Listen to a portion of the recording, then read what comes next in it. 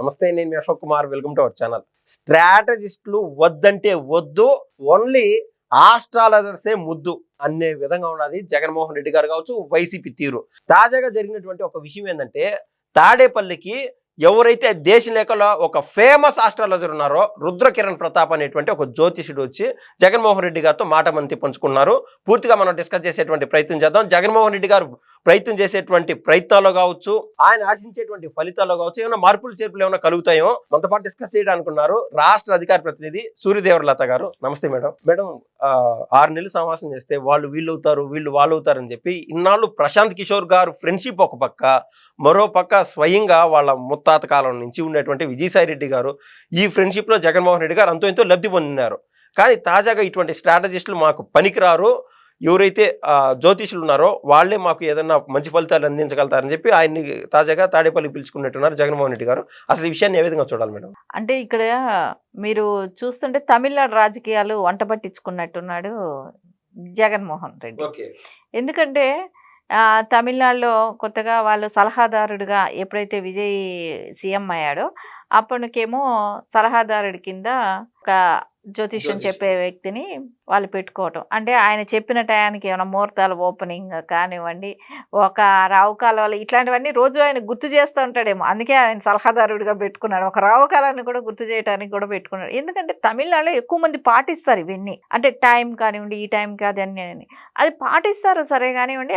విజయ్ గారు పెట్టుకోవటం కూడా ఆశ్చర్యంగానే ఉంటుంది. ఎందుకంటే ఆయన జోసఫ్ విజయ్ ఇంకొకటి ఏంటంటే ఆయనకి హిందూ మతం మీద అంత నమ్మకం కూడా లేదు.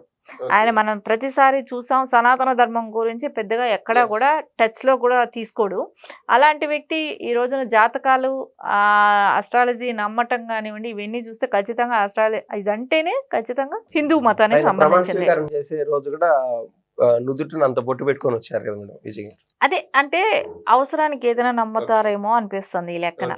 ఇక్కడ జగన్మోహన్ రెడ్డి గారి పరిస్థితికి వస్తే మీరు అన్నట్టు ఇప్పుడు నార్త్ సైడ్ నుంచి ఒక ఆస్ట్రాలజీని తీసుకొచ్చుకోవటం కానివ్వండి, ఆయన ప్రముఖంగా కూడా రుద్రకిరణ్ అతను చాలా ప్రముఖమైన వ్యక్తి. రుద్రకిరణ్ ప్రతాప్ గారు అనే వ్యక్తి చాలా పెద్ద పెద్ద వాళ్ళకందరికీ కూడా ఆయన ఆస్ట్రాలజర్గా ఉంటున్నారు. ఆయన చెప్పినవి జరుగుతాయి అనేది ఒక నమ్మకం కూడా ఉంది. ఆయన అది కూడా కాకుండా మానసికంగా కొంచెం వాళ్ళు సరైన లేకపోయినా కూడా దాన్ని కూడా గైడ్ చేస్తారని కానివ్వండి, ఒక ఆయుర్వేదిక్ లాంటి ట్రీట్మెంట్ కూడా ఆయన చెప్తారని కానివ్వండి, ఇవన్నీ కూడా ప్రసిద్ధి చెందిన వ్యక్తి రుద్రకిరణ్ ప్రతాప్ గారు. ఆయనని ఇప్పుడు జగన్మోహన్ రెడ్డికి ఆయనతో ఖచ్చితంగా అవసరం అనేది మెడికల్ పరంగా కూడా అవసరం పడి ఉండొచ్చు. దాన్ని కూడా మనం ఆలోచించాలి. ఒకటి ఎందుకంటే ఆయన ఎప్పుడు కూడా హిందూ మతాన్ని పెద్దగా ఎక్కడ మనం చూసాం. ఆయన భక్తి కానీ, పూజలు చేయటం కానివ్వండి, తీర్థం తీసుకునే విధానం కానివ్వండి, ఆత్మ ప్రదక్షిణ కానివ్వండి, ఆ హోమంలో వేసిన నవధాన్యాలే కానివ్వండి, ఫోర్స్ఫుల్ గా ఒక యాక్ట్ కోసం చేస్తాడో అది ఫలించదు అక్కడ. అందుకే ఇప్పుడు నవధాన్యాలు ఎవరైనా కూడా ఒక హోమగుండంలో తీసుకెళ్లి వేయాలంటే అది ఒక చాలా పవిత్రంగా భావిస్తారు. అక్కడికి వచ్చిన ఎవరైతే దాన్ని చూడటానికి వచ్చిన భక్తులందరూ కూడా కొంచెమైనా దానిలో వేసే భాగ్యం దొరుకుతుందని వస్తారు అక్కడికి, ఒక హోమగుండం జరుగుతున్నప్పుడు. అలాంటిది ఆయన హోమం చేస్తున్నప్పుడు ఆ హోమంలో ఆయన చేతితో వేస్తే ఆయనకి ప్రతిఫలం అనేది ఉంటుంది. ఆయన వేయకుండా ఆయన పురోహితుడి చేతిలో పెడితే ఆ పురోహితుడు తీసుకెళ్లి దానిలో వేయటం అంటే అది ఆ పురోహితుడికి ఫలితం వస్తుంది. నీకెందుకు వస్తుంది? నువ్వు చేసే పూజలు నిష్ఠ, నియమం, ఒక నమ్మకం, భక్తి అనేది ఉంటే అలాంటివి చెయ్యాలి. నీకు నమ్మకం లేనప్పుడు ఎందుకు కూర్చుంటావు? అంటే దాన్ని కూర్చొని హిందువుల్ని అవమానించటానిక? సో ఆత్మ ప్రదక్షిణ చేయలేని వాడివి నువ్వు ఎందుకు పూజకి వెళ్ళావు? వెళ్ళకూడదు కదా. సో నువ్వు బొట్టు పెట్టుకోవటానికో, తీర్థం తీసుకోవటానికో, అక్షంతలు వేస్తే దులిపేసుకోవటానికో చేసే ప్రయత్నాలు ఎందుకు? స్పష్టంగా ప్రజలకు మీడియా ముఖంగా కనపడుతున్నది కదా. మేడం, మీరు చెప్పినటువంటి సందర్భాలు, సంఘటనలన్నీ ఏదైతే విజయ్ గారు ఎలక్షన్స్ ఫేస్ చేశారో దానికంటే మునుపు జరిగినటి తాజాగా విజయ్లో ఏదైతే మనం మార్పులు చేర్పులు చూస్తున్నామో, బొట్టు పెట్టుకోవడాలు కానీ, ముహూర్తాలు చూసుకొని బయటికి రావడాలు కానీ, హిందువుల గురించి పాజిటివ్గా మాట్లాడడం కానీ, ఇవన్నీ చూసి ఒక పాఠం మాత్రం జగన్మోహన్ రెడ్డి గారికి అర్థమయ్యి ఆయన లైఫ్ స్టైల్లో ఏం జరిగిందో విజయ్ గారిది మొత్తం డీకోడ్ చేసి అదే విధంగా కాపీ పేస్ట్, కాపీ మిర్రర్ లాగా చేసేటువంటి ప్రయత్నం చేస్తారనుకోవచ్చా? ఇక్కడ ఏదైతే జగన్మోహన్ రెడ్డి వేణుస్వామిది కూడా బాగా నమ్మాడేమో అనిపిస్తుంది. లేకుంటే వేణుస్వామి చెప్పేది ఎలాంటివి ఉంటాయంటే అయితే అది లేకపోతే ఇది, ఏదైనా ఉండేది 2 ఆప్షన్లే, అవుతుంది అవ్వదు. అనేది 2 ఆప్షన్లు. అయితేనేమో నేను ముందే చెప్పాను అంటాడు. అవ్వకపోయినా కూడా ఆయన నోటితో వచ్చునుంటే ఇది అవ్వదని అన్నాడు అనుకో, అది నేను ముందే చెప్పాను అంటాడు. 2 ఆప్షన్లో ఏదో ఒకటి వాడుకుంటాడు. ఆ వాడుకునే దానిలో ఎక్కడో ఆయన స్ట్రాటజీ మిస్ అయినట్టే కనపడుతున్నాయి. మిస్ అయింది కూడా. ఎందుకంటే ఇక్కడ కేసీఆర్ గారు గెలుస్తారని చెప్పారు, కేటీఆర్ గారు సీఎం అవుతారని చెప్పారు, బంపర్ మెజార్టీ వస్తుంది, ఇంకా తెలంగాణలో వాళ్ళే ఇంకా పరిపాలిస్తారు, ఇంకెవరు ఉండరన్నారు. ఇక్కడ పోయింది. ఆంధ్రప్రదేశ్కి వస్తే ఆంధ్రప్రదేశ్లో కూడా అదే చెప్పాడు, జగన్మోహన్ రెడ్డి గారి ప్రభుత్వం వస్తుంది, ఆయనే సీఎం అవుతాడు, ఇంకెవరు ఉండరు అని చెప్పాడు. అక్కడ పోయింది. సో అయితే ఆయన పక్కన పెట్టినట్టున్నారు. ఇప్పుడు ఏంటంటే ఇప్పుడు ఆయన లాంటి వాళ్ళు ఎంతమంది ఇట్లాంటివి చెప్తుంటే ఆయనకు ఉండే 2 ఆప్షన్లో ఏదో జరిగితే గాలివాటంగా ఏదైనా జరిగింది అనుకోండి, అది నేను చెప్తే జరిగిందని అనుకునే రకాలు వాళ్ళందరూ కూడా.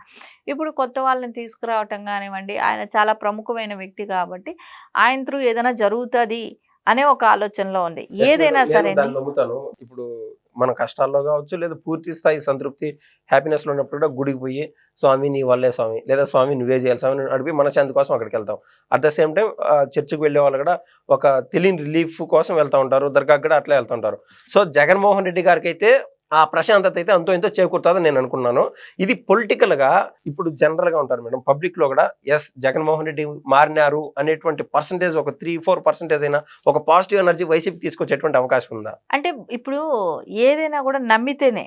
ఇప్పుడు నీకు ఆ మతం మీదే ఒక నమ్మకం లేని వ్యక్తివి నువ్వు ఆ పూజ చేస్తానంటే ఎలా ఫలిస్తుంది? దేవుడు ఎందుకు వరమిస్తాడు? నువ్వు నన్ను నమ్మకుండా నువ్వు నటిస్తున్నావని దేవుడికి తెలియదా? నువ్వు దేవుడిని అంటే ఏపీ ప్రజలను ఎలాగో మోసం చేయగలిగాను, దేవుడిని కూడా మోసం చేస్తామనే రేంజ్ లో ఆలోచిస్తున్నాడు ఇక్కడ జగన్మోహన్ రెడ్డి గారు. ఆయన ఎంతసేపు ఆయన ఆలోచన మనకు దేవుడు అనే వ్యక్తి సుపీరియర్. సో ఆయన మనం మోసం చేయలేమనేది కూడా ఇంతవరకు తెలుసుకోలేకపోతున్నట్టు బాధాకరమైన విషయం ఇక్కడ. అంటే ఇంకొక విషయం కూడా ట్రీట్మెంట్స్ కూడా ఆయన ఇస్తారు కాబట్టి కొంచెం మన జగన్మోహన్ రెడ్డి గారికి కూడా అలాంటి ట్రీట్మెంట్ కూడా జరుగుతుందేమో కూడా. ఎందుకంటే మానసికంగా దృఢంగా ఉండటమే కానివ్వండి, ఆయన బయట వచ్చినప్పుడు మాట్లాడే మాటలు మావిగన్ లాంటివి, ఇట్లాంటి 3 ఏళ్ళు కళ్ళు మూసుకొని లేస్తే దాని మూలాన కొన్ని రోజులు ట్రోల్ అవుతున్నాడు.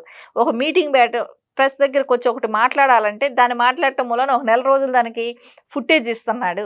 అది ఆంధ్రప్రదేశ్కి అప్పుడప్పుడు వచ్చిపోయే జోకర్ లాగా కనిపిస్తున్నాడు. ఇవన్నీ పోవాలి అని అనుకోని ఏమైనా ట్రీట్మెంట్కి స్టార్ట్ చేశాడా? ఆ రకంగా కూడా ఆలోచించాలి కదా. సో ఖచ్చితంగా జగన్మోహన్ రెడ్డి ఈ రోజున ఏదైతే హిందూ మతాన్ని నమ్ముతున్నాను అని అంటే కొంచెం బయట పబ్లిసిటీ కూడా రావాలి కదా. ఆ పబ్లిసిటీ కోసం ఇప్పుడు ఇలాంటి జ్యోతిష్యుల దగ్గర, ఇట్లాంటి ప్రముఖుల దగ్గర మనం పిలిపించుకుంటే ఒక సెన్సేషనల్ అవుతుంది. సో అట్లా నేను నమ్ముతున్నాను హిందూవాదాన్ని అని చెప్పుకోవడానికి చేస్తున్న ప్రయత్నం ఇది. ఎందుకంటే హిందువులందరినీ కూడా ఓటర్లుగా మార్చుకోవటానికి చేస్తున్న ప్రయత్నం. సో ఎవరికి ఏం తెలీదా? వాళ్ళు అధికారంలో ఉన్నప్పుడు గుళ్ళ దగ్గర ఎలాంటి దుర్మార్గాలు జరిగాయి, ఎలాంటి పనులు, రథాలను తగలబెట్టారు, విగ్రహాలు ధ్వంసం చేశారు, ప్రసాదాల్లో కల్తీ కలిపారు, తిరుమల లడ్డులో కల్తీ కలిపారు, దేవస్థానంలోకి వచ్చిన ఏదైతే పరకామణిలో వచ్చే డబ్బుని ఇది చేశారు, అన్యమత ప్రచారాలు చేసుకున్నారు టెంపుల్స్ లో. ఇన్ని రకాల దుర్మార్గాలు హిందూ మతం మీద మూడిగా దాడి లాంటిది జరిగింది 5 సంవత్సరాలు కూడా. అలాంటిది హిందూ మతం ప్రజలందరూ కూడా మర్చిపోతారా? ఇప్పుడు ఏ టెంపుల్కి వెళ్తే నీవు చర్చికి వెళ్ళటం తప్పు కాదు, మసీదుకి వెళ్ళటం తప్పు కాదు, ఎవరి మతాన్ని వాళ్ళు ఆచరించడం ఎట్టి పరిస్థితుల్లో తప్పు కాదు. కానీ ఇంకొక మతాన్ని కించపరచడం అనేది తప్పు. దాన్ని ఎవరు కూడా ఉపేక్షించరు. ఖచ్చితంగా దీని మీద ఈయన చేసే ఏవైతే డ్రామాలు చేసినా కూడా ప్రజలందరూ చూస్తూనే ఉన్నారు. మొత్తం మీద 100 ఎలుకలు తిన్న పిల్లి కాశీయాత్రకు పోయినట్టు, మరియు జగన్మోహన్ రెడ్డి గారు పబ్లిక్ లో ఇస్తున్నటువంటి పోర్ట్రేషన్లు హిందూ మతం పైన ఆయన తీరు చింత చచ్చిన పులుపు చావనట్లు ఆయన మనసులో ఉన్నటువంటి భావాలు ఆయన ఫేస్ లో స్పష్టంగా కనపడుతున్నాయని చెప్పి మేడం గారు అభిప్రాయపడుతున్నారు. ధన్యవాదాలు మేడం. నమస్తే.